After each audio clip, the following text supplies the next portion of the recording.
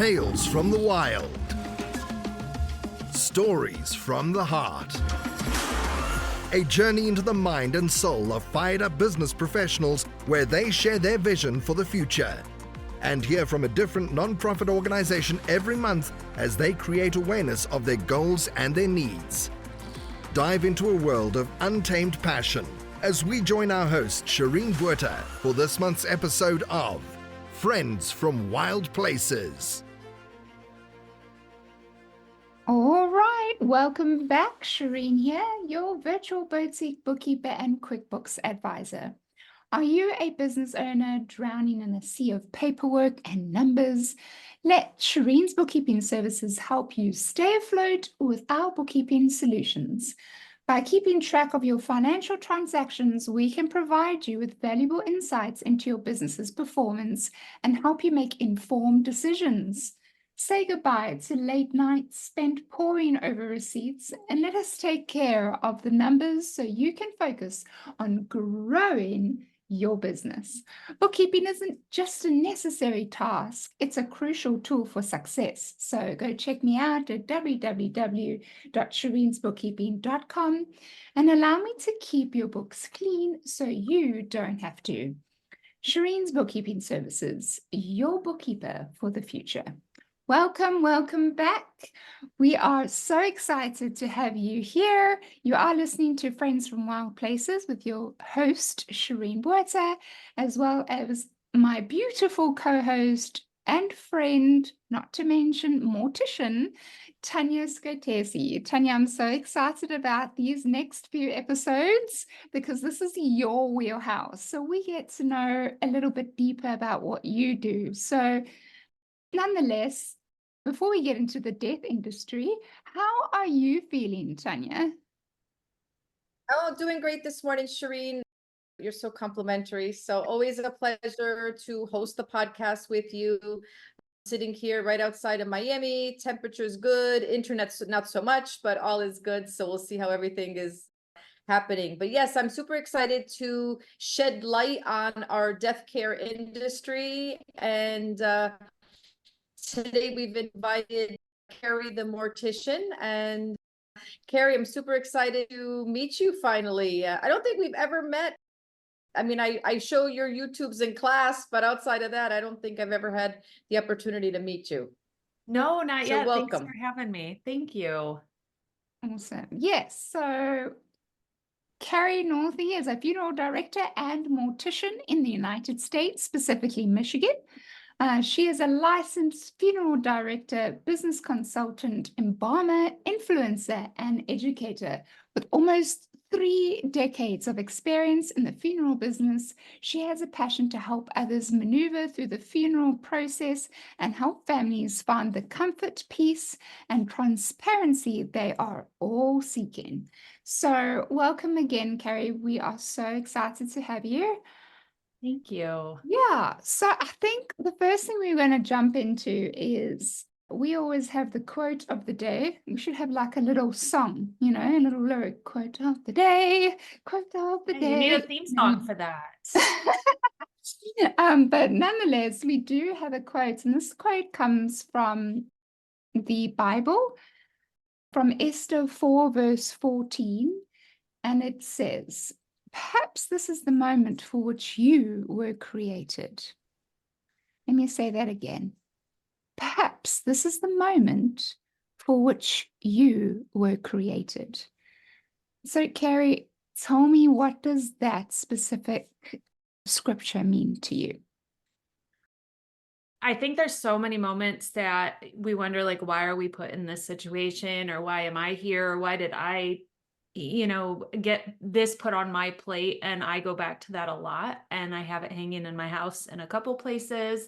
That's one of the next tattoos I want to get, is just those words. I think it's just good to remember that we are put in places for a reason. It doesn't even have to be a religious or spiritual thought, but just we are in specific situations for specific reason. It's not just by chance, I feel like. And so I just try and remember that when I've had a hard day at work, or when I'm with my kids or have a hard day with the kids, you know, I'm meant to be the one that handles them in the situation that we're in. So I just try and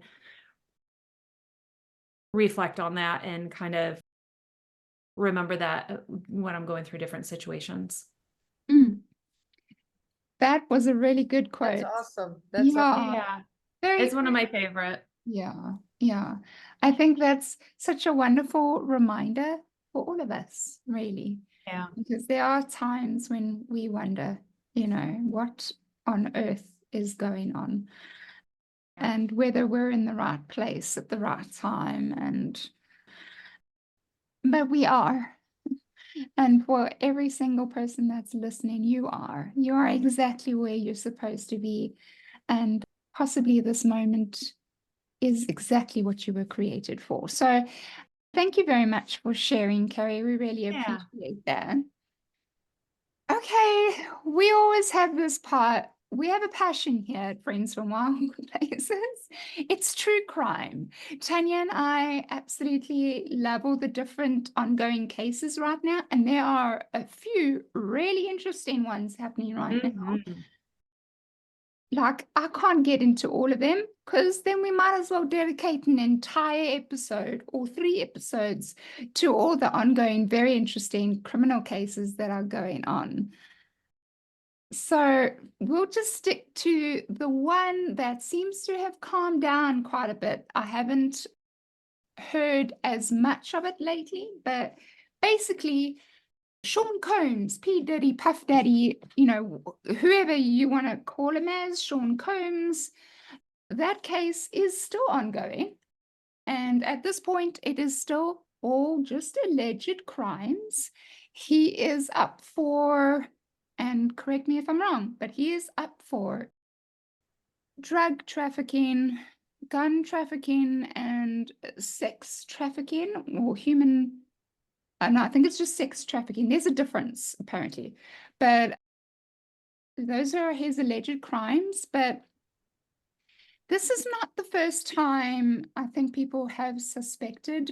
We're going to call him, Sean Combs, because his name has been flying about since the death of Tupac and even before then. So I think a lot of people have always suspected him, but never had the proof. And so they are saying that he's like the Epstein case, but in level 10 kind of thing. And that's quite scary. You Yes. beat Epstein. Yeah, So, that's scary enough on its own, let alone times 10. right. And so right now, for what we know is his 2 homes were raided on the 2 coasts, one in Florida and one in California. They came in and they hopefully got what they needed.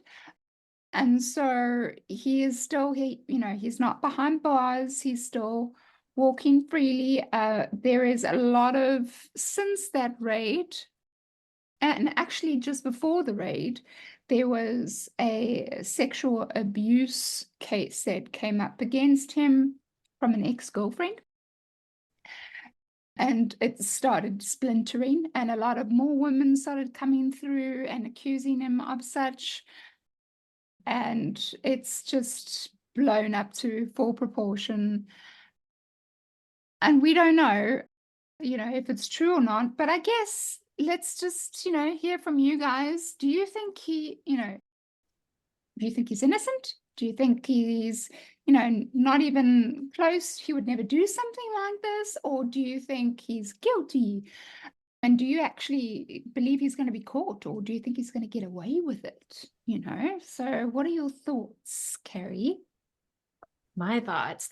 I think it was seeing some of the pictures from the news. They're like bringing in these tanks, not full tanks, but these big, heavy armored vehicles, not even cars, to go raid his home. Yeah. Seems like a level that is only going to be needed if they have some legitimate reason to do such, or either that or he has a presence around him that we're not aware of that is a heavily guarded, a weapon carrying presence that maybe they are concerned they're going to encounter if they do enter there.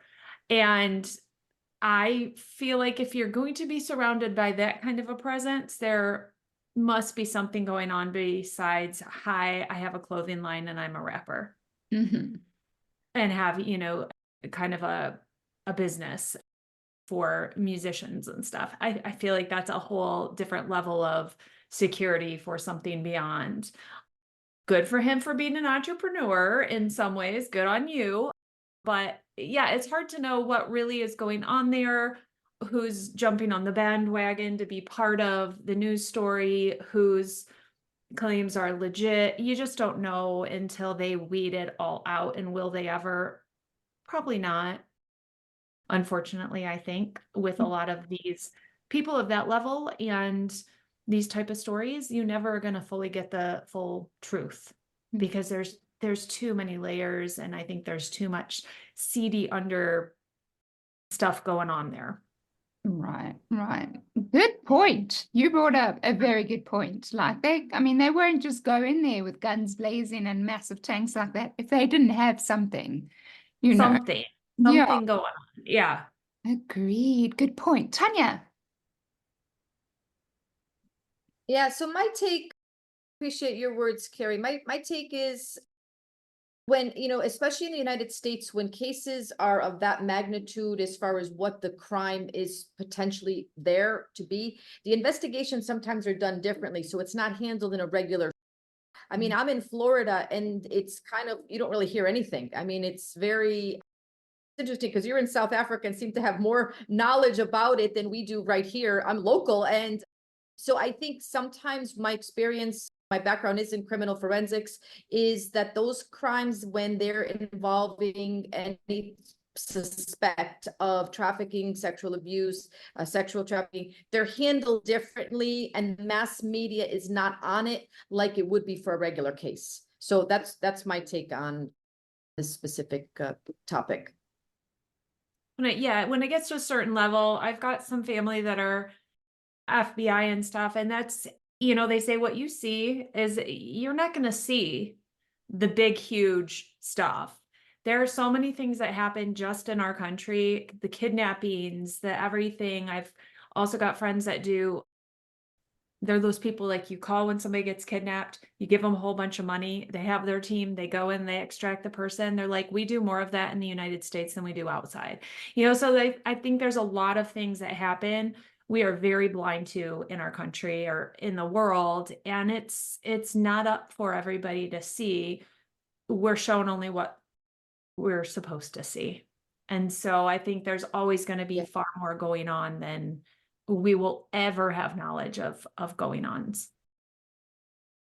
And I think it's intentionally done too. Yes. It's showing. Yeah. So we'll keep on track of that case because it is still ongoing and we're not sure what's going to happen there. So it'll be interesting to see. But before we continue, I just want to jump in here and just do a little blurb about Buzzsprout, the platform that Friends from Wild Places is currently using. But podcasting isn't hard when you have the right partners, and the team at Buzzsprout is passionate about helping you succeed. Join over 100,000 podcasters already using Buzzsprout to get their message out to the world. When I started using this podcast, I didn't know where to begin and was quite overwhelmed, but using Buzzsprout made it so much easier and straightforward. So to start your own podcast and get a $20 Amazon gift card, follow the link in the show notes. This lets Buzzsprout know we sent you, and it does help support the show. So Buzzsprout, let's create something great together. So, Kari, let's begin. I have so many questions. I'm so excited to dive deeper into. It's not a common industry that people know a lot about. And when one talks about funeral directors, morticians, embalmers, it's like taboo because no one really wants to I don't know if everyone agrees with me out there, but it's like a spooky side of things. Imagine having to deal with dead bodies and death in general. So I'm excited to dive a little bit deeper, break any false ideals about the industry, and get into the real crack about what you ladies do. So first of all, let's get straight into it. Kari, what exactly do you and Tanya do? We are licensed funeral directors and embalmers, which is a mortician. So the mortician word covers when you are a funeral director and an embalmer. It's a dual license, essentially.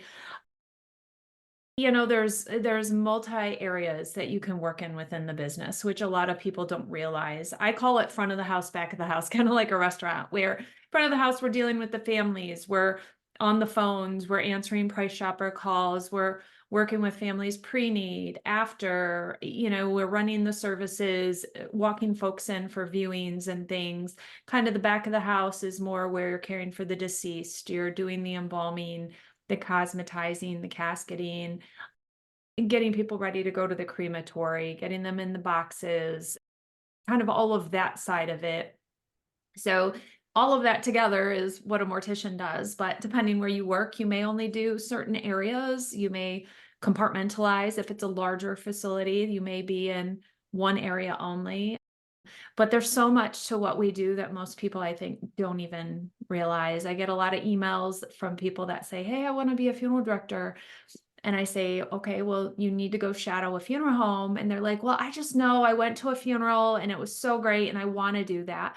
And I'm like, yeah, that was like 5% of what we do. You got to see the other 95%. Like the 3 hours I spent on the phone with insurance companies yesterday. Do you want to do that? Is that on your bucket list kind of thing? It's the full experience of what we do. And it does, I think, creep some people out, but I think because of the presence of how many death care people are on social media and out there now, it shows the curiosity of what we do and that people do want to know more to answer some of their own personal questions. So I think it is becoming not trendy, but it's becoming okay to be interested and ask questions and not feel like you're morbid, for lack of a better word, to do so.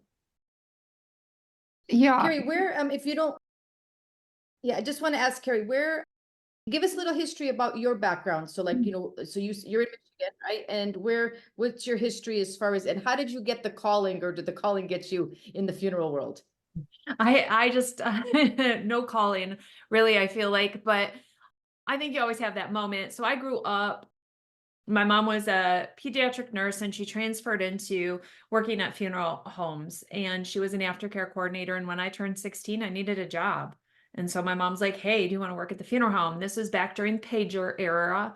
So for a small town funeral director to go be with his family in the evening, you had a sitter. So you had someone that was at the funeral home from like 8 to 9, like 8 a.m. to 9 p.m., something like that, that helped answer phones. Sometimes it was little old ladies a lot, or somebody that lived right next to the funeral home that walked over, sat with the phones, and then walked home. That allowed the funeral directors to have a life outside the funeral home. So I worked evenings. I'd do visitation or calling hours, depending what you call that event, and did a lot of vacuuming, chair setup, typing of documents on the typewriter back in the day. Still use typewriters. So, I did all of that through high school, and then went to college and had no anticipation of that being a vocation for me. And then tried some other areas, realized I suck at some other areas. And so I was like, well, I'm going to go to psychology. And so I was going for my bachelor's in psychology, love forensic psychology, love forensic anthropology, love kind of the criminal mind and all of that. So we could go down that rabbit hole all day if you wanted to, which we can't, but I love talking about that stuff. And so during my junior year of college, I did my apprenticeship the summer after at the funeral home. My mom said, why don't you try this? You love it, you're comfortable. And it took about 3-4 weeks. And I was like, all right, this is it. And I had some very clear moments. I was standing with a mother whose daughter had she had had like 3 or 4 open heart surgeries at the age of, I think, 8, and died just because of a lot of health conditions. And I'm standing there at the casket, putting her little Girl Scout ring on her finger with the mom, and, just having this moment between us. And it was kind of one of those, okay, I can do this. I want to do this. Like, this is a good moment for me. And it just kind of grew. So after my junior year and after my senior year, I did my apprenticeship. I split it, which you can't really do now. Back in the day, way back in the day, we could. And so we did a lot of tragedies during those 2 summers. I don't know what was in the water, but man, we had a lot of car accidents, plane accidents, just a lot of like 20 to 40-year-old deaths, a lot of children. It just was intense. And I loved it. I didn't love, obviously, the death, but I loved what I could do for people. And so I was hooked, went to mortuary school. I went to Cincinnati and then came back. I worked for one funeral home for several years and then did some freelance. So I filled in, think of a small town funeral home. You have one funeral director and their family. For them to go on a trip or go away or get away or do anything, someone's got to cover. They can't just shut the door for a couple days. So I would go literally move into the residence or into an apartment or whatever they had. And I would live there for the weekend or for a week, however long, and I would run the place. I would do, small town, you may only have like some of them were the funeral director and his wife. That was it. So if they leave town, I was it. I was the removal staff, the embalmer, the funeral director, the video editor, the folder maker. So I was doing all of it. So it takes knowledge going into that to be able to do that kind of a fill-in. So I did that for several years and it was great. I loved it. It was a good learning experience. Got to learn how different communities work, the things I like or don't like about different funeral homes. I think I counted once and I worked in 30 different communities doing that, which is a lot. And it's a lot of interaction with different walks of life in different ways. And so that was a good experience. And I then was at one funeral home for years while I was having kids and doing all that and being pregnant and, kind of that part of life. And then I've been freelance now the last 6-7 years again, and then doing my YouTube channel the last 6-7 years. I think I'm in my 7th or going into my 8th year, and doing my social media. And I've been teaching for a mortuary school also for the last, I think I'm doing my 5th semester right now for a mortuary school. So it just keeps expanding, and I do public speaking and continuing ed speaking for funeral directors. And so it's all these little areas that add up. Too many balls in the air many days with all of it, but I try to keep up. It's fun. And I feel like I'm a better funeral director for having all these areas, because then I don't get bored with what I'm doing, because I get bored too easily. So that's kind of my history into where I am and what I do. So it's pretty well versed in different areas of things. Right. How did you get inspired to start your own YouTube channel? It was literal boredom, not gonna lie. I had left one funeral home and was like, what am I gonna do? I didn't realize at the time I was in a super rut. I was kind of jaded with the business a little bit, and it wasn't because of the people I was working and helping. It was the management and businesses. And I say that to a lot of students and new funeral directors. Don't leave the business if you've worked at one place and you had a bad experience. It's not the business as a whole, it's the place. You can get bad schedules, you can get bad managers, you can get bad employees that you're working with. So try somewhere else. But I think I was a bit jaded and kind of stepped back. And at the time, my husband at the time, he had, long, crazy round story, but he did pond installations with his business that he had. They had just done a pond at Logan Paul's house, or one of the Paul brothers, I can't remember, with their big organization they worked with.